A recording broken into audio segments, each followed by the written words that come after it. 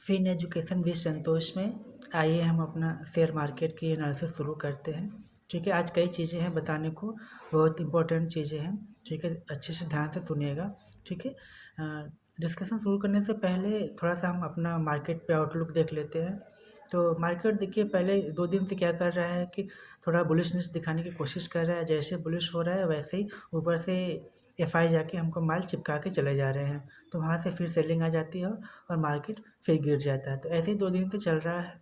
और अच्छा देखिए, एक इम्पॉर्टेंट चीज़ ये हुई है ना कि जो चाइना का जापान का जीडीपी रेट आया है वो पॉजिटिव आया है। उनका जो एक्सपेक्टेशन था कि उनका जो जीडीपी ग्रो करेगा 1.1% से ग्रो करेगा, लेकिन वो बढ़ के आ गया 2.8। तो जापान की इकॉनमी तो अच्छी करने लगी है। और चाइना का भी जो टेक्नोलॉजी सेक्टर इंडेक्स है वहाँ का, चाइना का, वहाँ वो भी लगभग इस महीने 30% शूट किया है।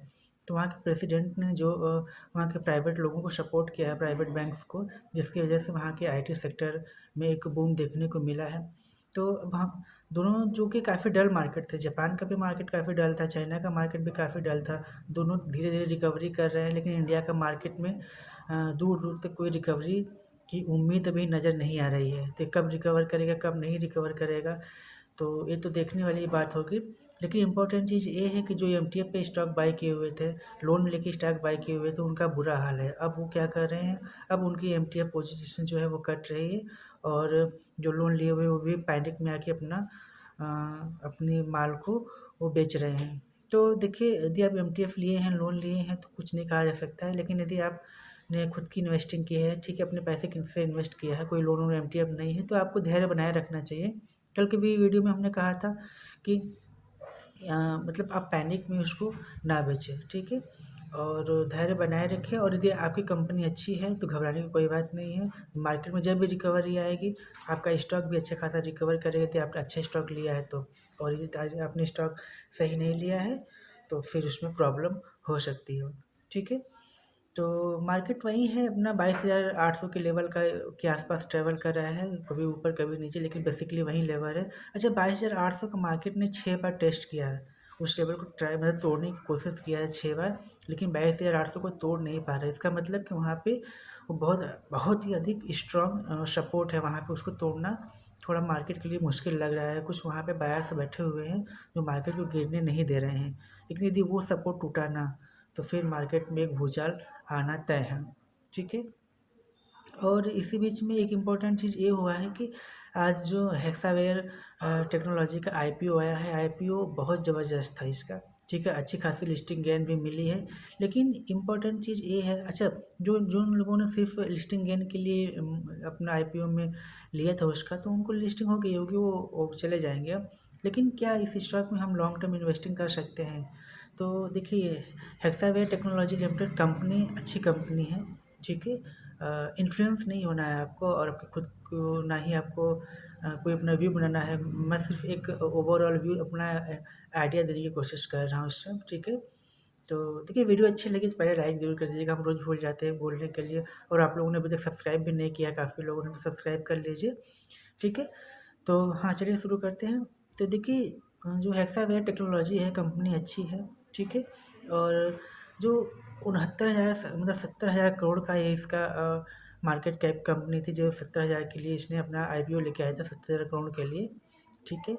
तो मार्केट पे लिस्ट हुआ है 70 के पीई पे, ठीक है? मार्केट 70 के पी पे लिस्ट हुआ। जैसे मार्केट लिस्ट हुआ, प्राइस ने ऊपर जाने की कोशिश किया, लगभग 790 के आसपास का इतना हाई बनाया, फिर वहाँ से करेक्शन शुरू हुआ है। तो करेक्शन उन लोगों की शुरू हुआ है जो कि लिस्टिंग गेन के लिए लिए थे, उसको ऊपर गए और वहाँ से अपना बेच दिया। तो थोड़ा सा वहाँ से प्राइस करेक्ट हुआ है, लेकिन इंपॉर्टेंट डेट नहीं है। इम्पोर्टेंट ये बात है कि ये 70 के पीई पे लिस्ट हुआ है, ठीक है? 70 के पीई पे लिस्ट होके मतलब आगे की क्या इसमें पीई का एक्सपेंशन होगा? 70 के बाद पीई का एक्सपेंशन होगा तभी तो इसमें पैसे बनेंगे। जब पीई का एक्सपेंशन नहीं होगा तो इस स्टॉक में कैसे आगे रिटर्न जनरेट करेगा? तो बेसिकली उन लोग क्या कर रहे हैं कि जो लॉन्ग टर्म इन्वेस्टिंग के बारे में सोच रहे हैं इस स्टॉक में। तो देखिए, कंपनी अच्छी है, नो डाउट है, ठीक है? टेक्नोलॉजी की कंपनी है जो एआई सॉल्यूशन जनरेट करती है, प्रोवाइड करती है। तो कंपनी अच्छी है, लेकिन कंपनी में प्रॉब्लम ये है कि 70 के पी पे थोड़ा-सा कॉन्शियस होने की ज़रूरत है, क्योंकि इसका पेग रेशियो देखें तो वो लगभग 6-7 के आसपास का पेग चल रहा है, जो कि बहुत ज़्यादा है, ठीक है। इसका 6-7 का पेक बहुत ज़्यादा है और मेरे हिसाब से इस कंपनी में 18 का इसका ग्रोथ है और 20-22 का जो इसका आरओई दिख रहा है, उस हिसाब से इसका लगभग लॉन्ग टर्म इन्वेस्टिंग के लिए इसका पीई जो यदि 50 पे लिस्ट हुआ होता है या इसका पीई अभी अगर 50 पे आता है तो फिर एक लॉन्ग टर्म के लिए बहुत अच्छा अपॉर्चुनिटी हो सकता है। लेकिन 70 के पीई पे परचेज करके इसको लॉन्ग टर्म इन्वेस्टिंग के लिए भी थोड़ा वेट करना चाहिए कि थोड़ा पीई इसका अभी करेक्ट हो, थोड़ा और कम आए। तो जनरली देखिए इसका जो पीयर्स है ना उसका देखिएगा तो लगभग इनका पेग रेशियो 3-4 3-4 4 तो नहीं 3 और 3 पॉइंट समथिंग, तो 3 भी हम मान लेते हैं। तो 3 के पी और यदि हम इसका 18 का मान के चलते हैं ग्रोथ तो 18 हैं 54, ठीक है। 50 के पी पे स्टॉक अच्छा माना जाएगा, लेकिन 70 के पी पे अभी आगे ये क्या करेगा ये थोड़ा सा सोचने वाली बात होगी, ठीक है। लेकिन जिनको लिस्टिंग गेन मिली है उनके लिए बहुत अच्छी बात है, ठीक है, उनके लिए कांग्रेचुलेसन्स। और एक और इम्पोर्टेंट चीज़ न्यूज़ ये है कि कल जैसे हम लोग बात कर रहे थे कि मोदी जी गए हैं एलोन मस्क से मिले हैं, तो हो सकता है कि अब एलोन मस्क इंडिया में अपना पैर पसारना शुरू कर दे। तो उन्होंने अपना पैर तो क्या हमको लगता है कि वो पूरा सोने का ही प्लान बना लिए हैं। यहाँ पे उन्होंने अपना न्यू दिल्ली और मुंबई में अपना स्टोर ओपन करेंगे, वहाँ से वो पूरे इंडिया में सेल करेंगे। तो इंडिया की देखिए जो ऑटो इंडस्ट्री का मार्केट है ना वो थर्ड लार्जेस्ट मार्केट है। तो और यहाँ का पॉपुलेशन भी नंबर 1 पे है और मार्केट थर्ड लार्जेस्ट, तो बहुत बड़ी अपॉर्चुनिटी हो गया टेस्ला के लिए, ठीक है। तो टेस्ला एलोन मस्क कैपिटलिस्ट आदमी है, वो इसी मौके की तलाश में थे, उनको मौका मिला है और वो अपनी कारें लेके आएंगे और कंपटीशन क्रिएट करेंगे हमारे लोकल मैन्युफैक्चरिंग से। तो लोकल लोकल हो सकते तो लोकल मैन्युफैक्चरिंग की थोड़ी प्रॉब्लम महसूस हो इससे, लेकिन यदि वो अपने प्रोडक्ट में कोई चेंजेस नहीं करते, नए रिनोवेशन नहीं करते हैं, तो फिर टेस्ला से कंपटीशन में वो कैसे फाइट कर पाएंगे ये सोचने वाली बात होगी, ठीक है। और आज मार्केट में निफ्टी तो ठीक ठाक था, कभी ऊपर कभी नीचे किया था, लेकिन मैंने बैंकिंग सेक्टर काफ़ी ज़्यादा शूट किए हुए थे, बैंकिंग की वजह से आज निफ्टी संभला हुआ था। नहीं तो निफ्टी भी में रोज सेलिंग थी। आज निफ्टी 22 पॉइंट रेड में बंद हुआ है, तो शायद वो 220 पॉइंट रेड में बंद होता है यदि आज बैंकिंग नहीं संभालता तो।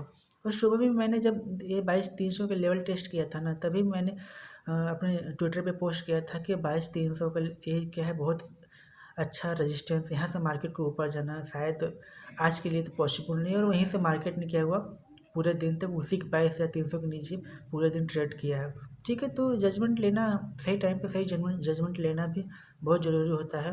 अब मेरे ट्विटर को भी फॉलो कर सकते हैं, वहाँ पर मैं टाइम टू टाइम पोस्ट करता रहता हूँ कि मार्केट का क्या हाल चाल है, खासतौर से ट्रेडर्स के लिए ज़्यादा हेल्पफुल होगा ये, ठीक है। और मार्केट में जैसा मैंने पहले भी बताया है कि कुछ कोई एक्स्ट्रा कैटलिस्ट की ज़रूरत है मार्केट को ऊपर लाने के लिए, जो अभी दूर दूर तक देखने की कोई उम्मीद नहीं है। तो शायद मार्केट 22,800 के लेवल पे काफ़ी दिन तक ट्रेड कर सकता है, जब तक कि कोई नया एक स्ट्रॉन्ग कैटलिस्ट इसको ऊपर लाने की कोशिश ना करे, ठीक है। तो और तो कुछ है नहीं। अच्छा, आज यदि आप निफ्टी का चार्ट देखे होंगे ना, आज हम थोड़ा सा ट्रेडिंग पॉइंट ऑफ व्यू से बात कर रहे हैं, क्योंकि ये बहुत ही इंपॉर्टेंट है खासतौर से ट्रेडर के लिए और ख़ासतौर से उनके लिए जो सेलर्स हैं। तो आज देखिएगा तो निफ्टी क्या हुआ था, निफ्टी ने थोड़ा गैप डाउन खुला था, वो एक गैप डाउन ओपन हुए थे। तो यदि कभी भी मार्केट गैप डाउन खुलता है और गैप डाउन खोलते ही मार्केट जब ऊपर की ओर जाना शुरू करता है, तो जिस पॉइंट से वो जिस प्राइस पे जिस लेवल पे वो ओपन हुआ है, ठीक है, यदि उस लेवल के ऊपर वो ट्रेड करना शुरू कर दें, ठीक, गैप डाउन खुला, ठीक है, गैप डाउन खुला, खुलने के बाद जब ऊपर जाना शुरू किया, जहाँ पे ओपन हुआ है उसके ऊपर प्राइस सस्टेन करना शुरू कर दिया और वहाँ से थोड़ा सा ऊपर जाए तो समझिएगा कि ये जो गैप डाउन हुआ है यहाँ से अब बियर नहीं बल्कि बुल ने इसको कंट्रोल में कर लिया है। तो आज का चार्ट आप देखिएगा तो ऐसा ही दिखेगा कि गैप डाउन खुला, फिर मार्केट ऊपर शूट करता गया और पूरे दिन तक मार्केट ने उस जो बॉटम था उसके नीचे कभी गया ही नहीं प्राइस। तो आप उसके बॉटम से वहाँ से आप क्या कर सकते थे, अच्छे खासे वहाँ से आप पुट सेल कर सकते थे, जिससे कि आपका पूरे दिन तक प्रॉफिट होता रहता है, ठीक है। तो ये इंपॉर्टेंट चीज़ें होती हैं जो एक्सपीरियंस यू विल गेन, ठीक है। तो और तो कुछ है नहीं इम्पोर्टेंट, इस बात को ध्यान रखिएगा। और ठीक है, इतने यहीं तक रखते हैं, फिर मिलते हैं कल। वीडियो अच्छी लगी तो लाइक ज़रूर कर दीजिएगा। चलिए, थैंक यू।